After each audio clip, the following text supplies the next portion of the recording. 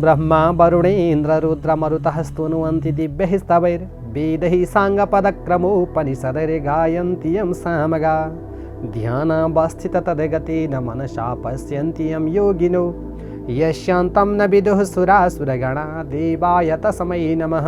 श्रीमच्चन्दन चर्चितोज्ज्वल वपुः शुक्लाम्बरा मल्लिका मालालङ्कृतकुण्डला प्रविलसन मुक्तावली शोभिता सर्वज्ञान निदान पुस्तकधरा रुद्राक्षमालाकरा वाग्देवी वदनाम्बुजे वसतु मे त्रैलोक्यमाता चिरम् मूकं करोति वाचालं पंगुं लङ्घयति गिरिं यत्कृपातमहं वन्दे परमानन्दमाधवं। नमो भगवते तस्मै व्यासायामित तेजसे यस्य प्रसादाद् वक्ष्यामि नारायणकथामिमां। नारायणं नमस्कृत्य नरं चैव नरोत्तमं देवीं सरस्वतीं व्यासं ततो जयमुदीरयेत्। ओम श्री स्वस्थानी देव्यै नमः।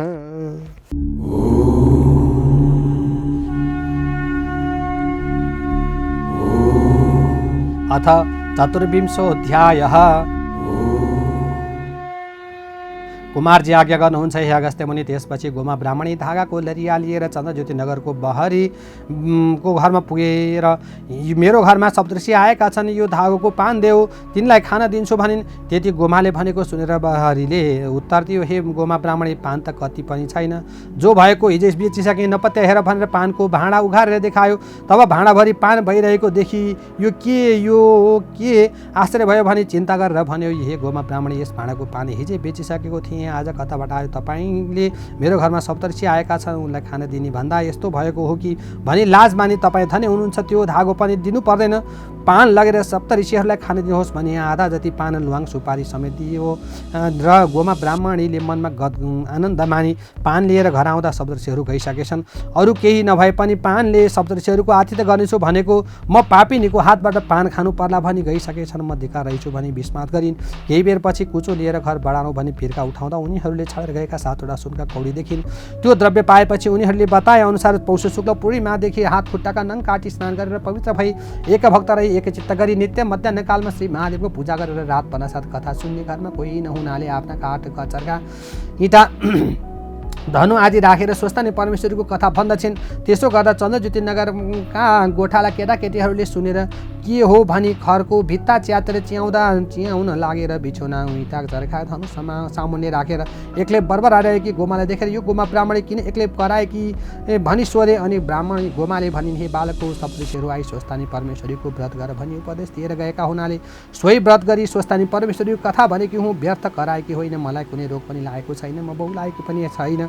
सुन्ने कोही नहुनाले ओछ्यान चर्खा इँटा धनु आदिलाई सुनाएकी हुँ। यति गोमाले भनेको सुनि गोठाला केटाहरूले पनि दिउँसो आफूले खान लगेको अन्नपात छडेर गए।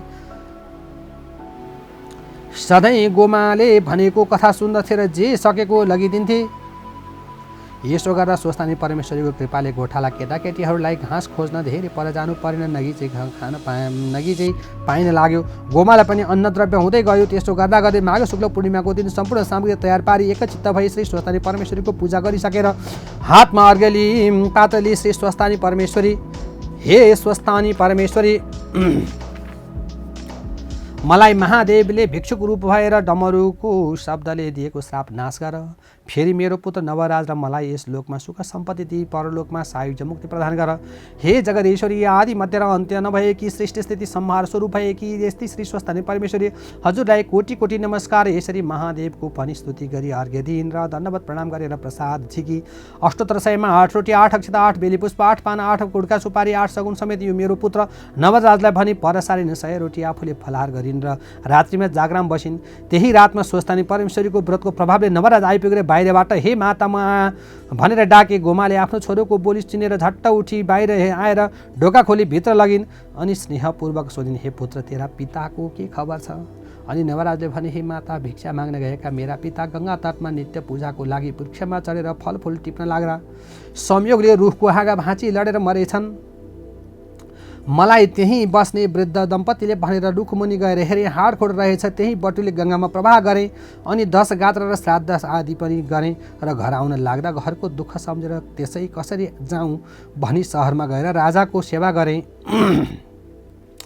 उनले केही द्रव्य लिएर घर आइपुगे। यति नवराजले भनेको सुन्नासाथ गोमा अधैर्य भई निर्विवेकी विधाताले 7 वर्षकी हुँदा 70 वर्षको बुढासित विवाह गरायो। उही बुढो पनि मेरो यस्तो यौवनको बखतमा खोसेर लगिदियो। हे स्वामी, भिक्षा माग्न गएका तिमीले मलाई अनाथ तुल्याई एक्लै छाडी कता गयो? हे नाथ, तिमी जहाँ गयो मलाई पनि उहीँ लैजाऊ। तिमी बिना म यो जीवन कसरी राखौँ भन्दै मूर्छा परेर भूमिमा ढलिन्। पछि चेत आयो र अनेक प्रकारले शोक गर्न लागिन्। अनि नवराजले भने, हे माता, अब शोक नगर्नुहोस्, यो अनित्य संसारको नियम नै यही छ। जन्मेपछि नमर्ने को छ? एक दिन सबैले मर्नु पर्दछ। अतः अब तपाईँले मेरो मुख हेर्नु पर्दछ। तपाईँकै बुहारी कहाँ छ? यतिका दिनसम्म तपाईँहरू कसरी बस्नुभयो? खानपिन कष्ट भयो होला। फेरि तपाईँ यस बेलासम्म नसुतेर के गर्दै हुनुहुन्छ? अनेक पुष्प र धूप चन्दनको सुगन्ध आइरहेछ। हे पुण्य, के पुण्य कार्य गर्नुभएको छ? आज्ञा गर्नुहोस्।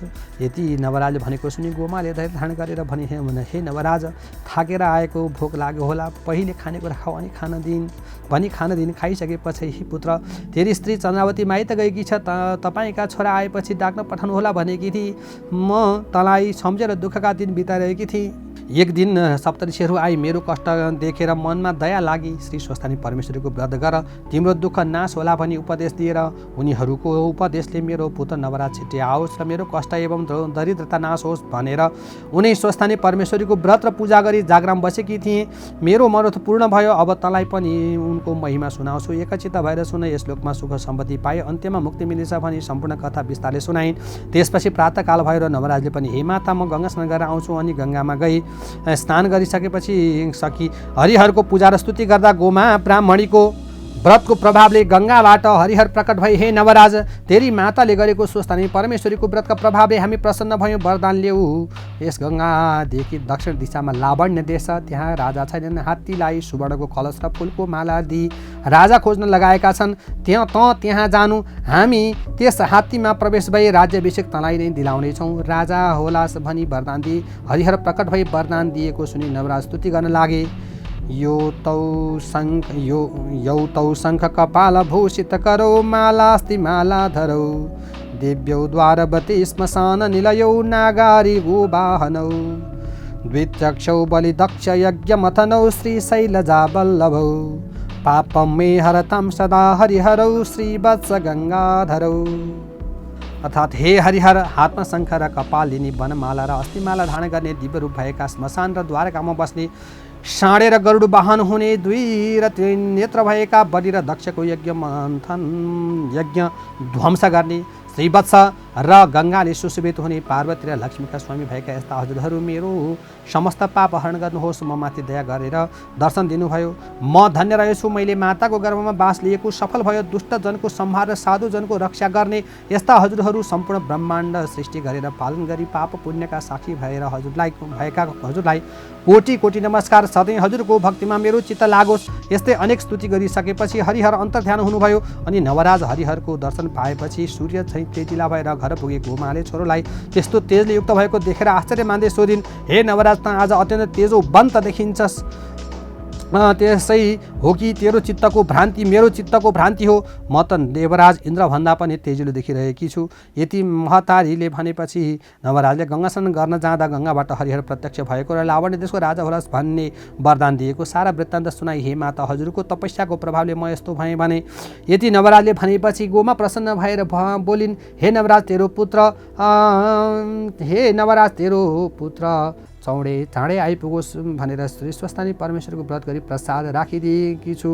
लौ ल्याऊ, स्वस्थानी परमेश्वरीले सदैव कल्याण गरून्, सधैँ उनकै भक्तिमा चित्त लागिरहोस्। यति भनेर श्री स्वस्थानी परमेश्वरीको प्रसाद 8 गनेर राखेको सगुन समेत दिइन्। र हे पुत्र, तिमी हरिहरको आशीर्वादले लावण्य देशको राजा भए पनि आशीर्वाद दिइन्।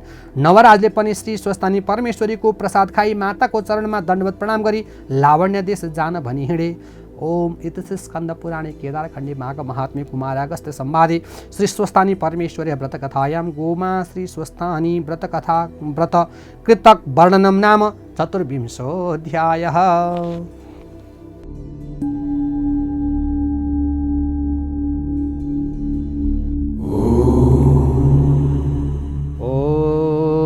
उपनयतु मङ्गलं वः सकलजगन्मङ्गलालयः श्रीमान् दिनकरकिरणनिबोधित नवनलिनदलनिभीक्षणः कृष्णः कालीवर्षतु पर्जन्यः पृथिवी सस्यशालिनी दिशोऽयं क्षोभरहितो ब्राह्मणाः सन्तु निर्भयाः अपुत्राः पुत्रिणः सन्तु पुत्रिणः सन्तु पौत्रिणः निर्धनः सधनः सन्तु जीवन्तु शरदां शतं तत्रैव गङ्गा यमुना च तत्र गोदावरी सिन्धु सरस्वती च तीर्थानि सर्वाणि वसन्ति तत्र यत्राच्युतोद्धारकथा प्रसङ्गः या कुन्देन्दुतुषारहारधवला या शुभ्रवस्त्रावृता या वीणाम्बरदण्डमण्डितकरा या श्वेतपद्मासना